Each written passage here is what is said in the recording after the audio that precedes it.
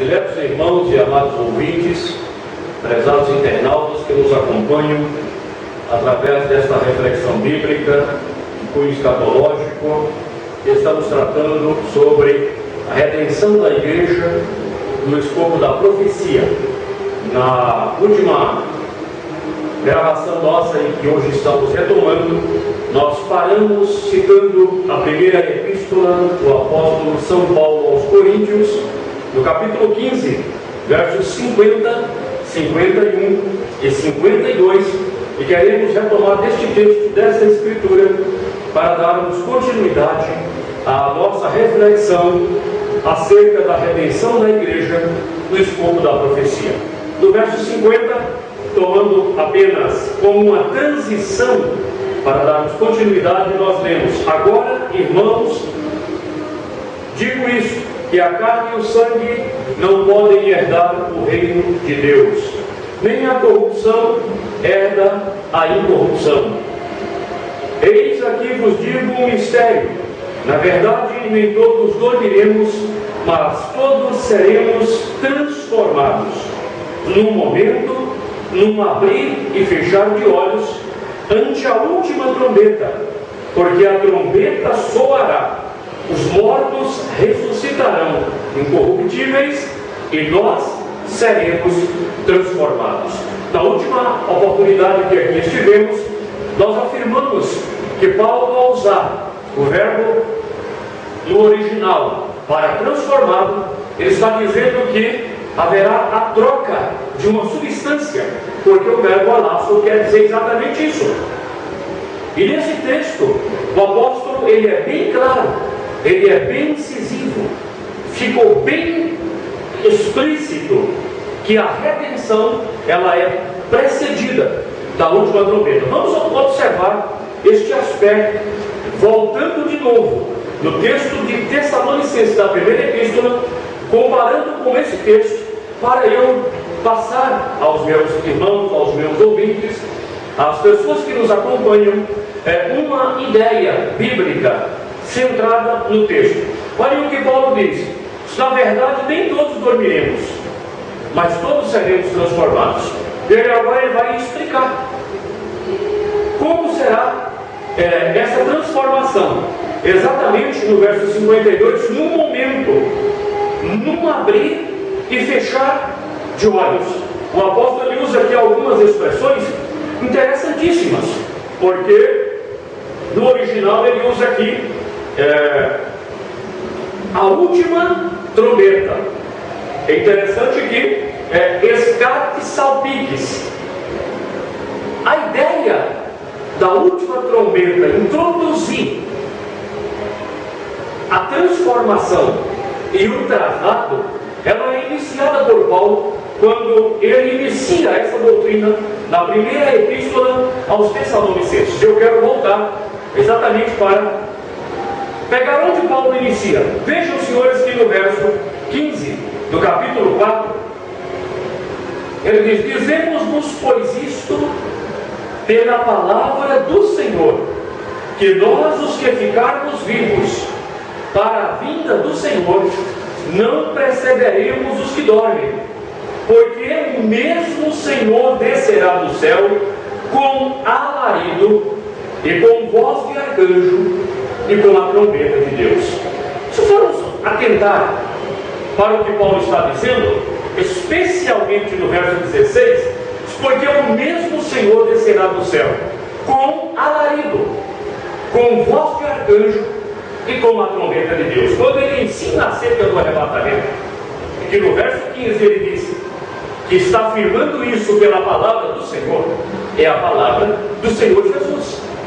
Porque o Senhor Jesus, ele ensinou, ele estabeleceu o embrião da doutrina do arrebatamento.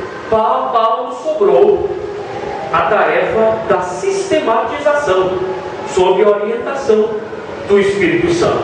Dizemos-vos, pois, isso pela palavra do Senhor. Paulo está baseado no que o Senhor Jesus disse, e está registrado por João no Evangelho do Senhor Jesus, no capítulo 5, nos versos 24 e nos versos 25.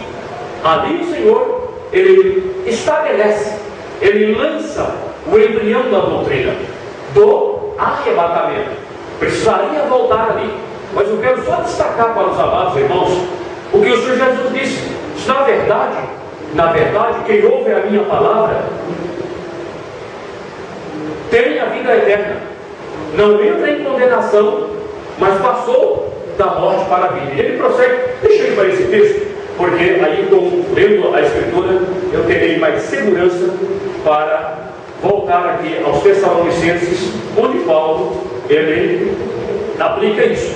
Quem ouve a minha palavra e crê naquele que me enviou, tem a vida eterna, não entrará em condenação, mas passou da morte para a vida. Então ele está tratando de quem? Quem ouve a palavra, crê, tem a vida eterna, não entra em condenação, passou da morte para a vida. Está falando dos vivos. A ideia de translado, de receber a transformação, de ser substituída a substância do corpo físico, que hoje é carne, a substância terra, que cobre os ossos e é permeada por sangue. O Senhor Jesus, no verso 24, estabelece a doutrina do arrebatamento, dizendo: quem ouve e crê tem a vida eterna, não entra em condenação, passou da morte para a vida. Você vai dizer: não, mas isso aqui é simplesmente a recepção da vida eterna como esperança. Não, o Senhor Jesus está sendo muito claro. Veja que o verso 25 complementa, e o verso 28 e o 29, eles terminam fazendo o desfecho completo. Veja o verso 25 agora, que ele é complementação, e ele está baseando com os profetas do Antigo Testamento, que diziam: assim diz o Senhor. Jesus aqui está dizendo: em verdade vos digo. Veja o verso 25, que vem a hora, e agora é, em que os mortos ouvirão a voz do Filho de Deus, e os que a ouvirem viverão. O Senhor está lançando aqui, e a ordem colocada pelo Senhor é essa: os vivos serão transladados, os mortos serão ressuscitados. Mas o próprio Senhor Jesus, ele estabelece a ordem correta. Você vai observar, mas o Senhor está forçando o texto. Não. Veja o verso 28. Não vos maravilheis disso, porque vem a hora em que todos os que estão no sepulcro ouvirão a sua voz. Ora, no verso 25, ele está dizendo que vem a hora em que os mortos ouvirão. Vejam de novo com atenção. É verdade, vos digo que vem a hora, e agora é, em que os mortos ouvirão a voz do Filho de Deus, vírgula, e os que a ouvirem viverão.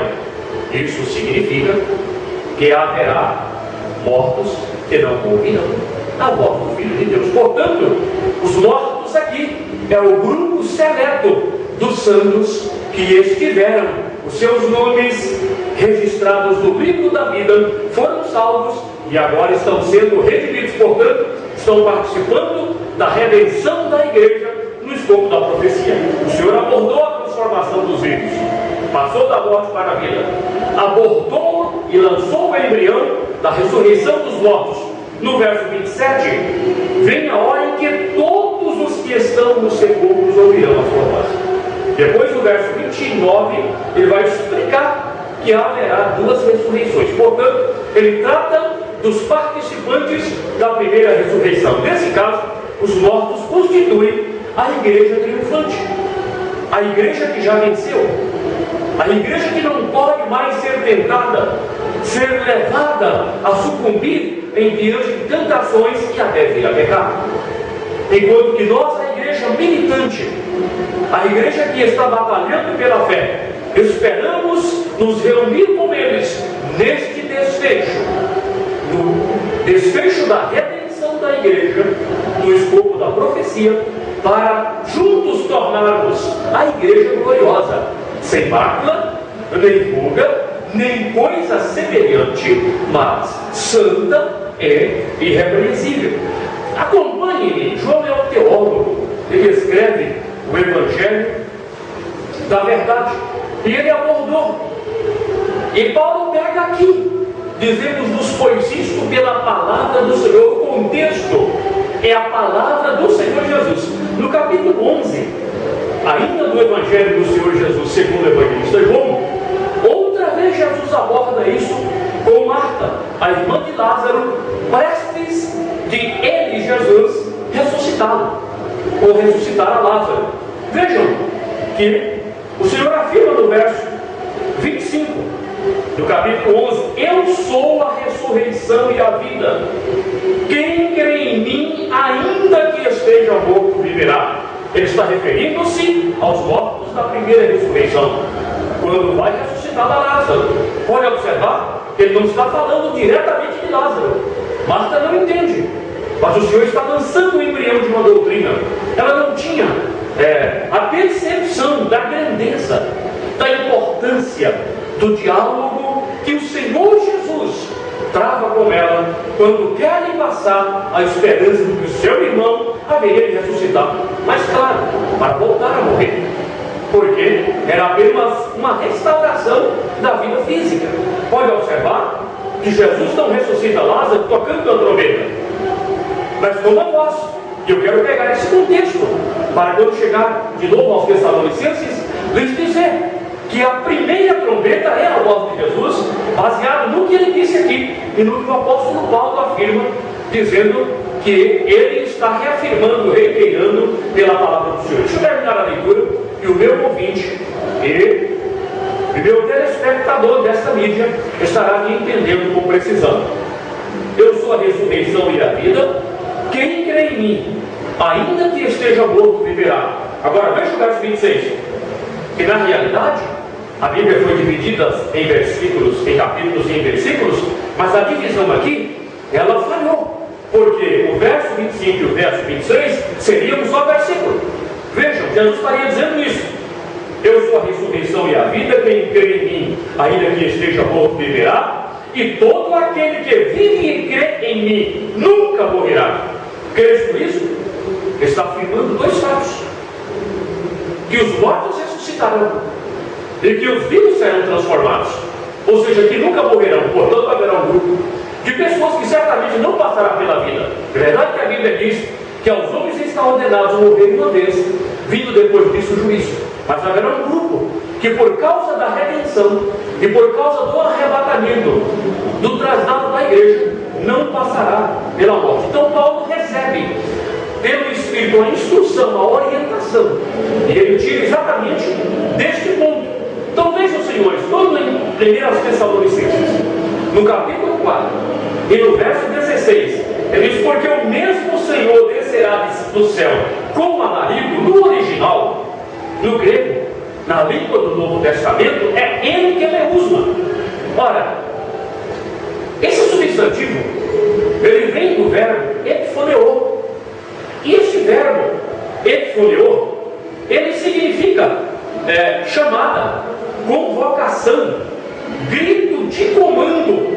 Portanto, da forma que aqui está colocado, é interessante observarmos que é de fato a convocação para que os mortos ressuscitem. Vejam, senhores, como Jesus ressuscitou a Lázaro? Com um grito. Se observarmos, até um pleonasmo no texto, porque ele disse: Lázaro, vem para fora, ou sai para fora. Ora, sai e para fora seria um pleonasmo. Porém, o Senhor Jesus, ele não estaria cometendo o erro de gramática, porque, senhores, estava o corpo de Lázaro ali. Mas antes da ressurreição do Senhor Jesus, todos os santos do Antigo Testamento, eles desciam para o Hades.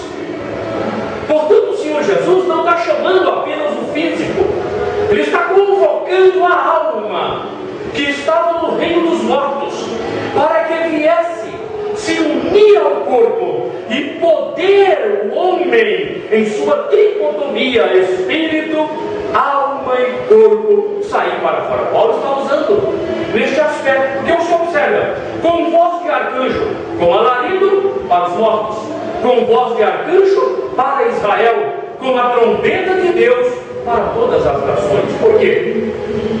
E eu respondo: porque deste instante em diante, todas as nações terão 7 anos, e todos os governos serão transformados na teocracia do reino divino estabelecido na terra. Portanto, a redenção da igreja é um marco essencial para o cumprimento de todo o plano da redenção de nosso Deus.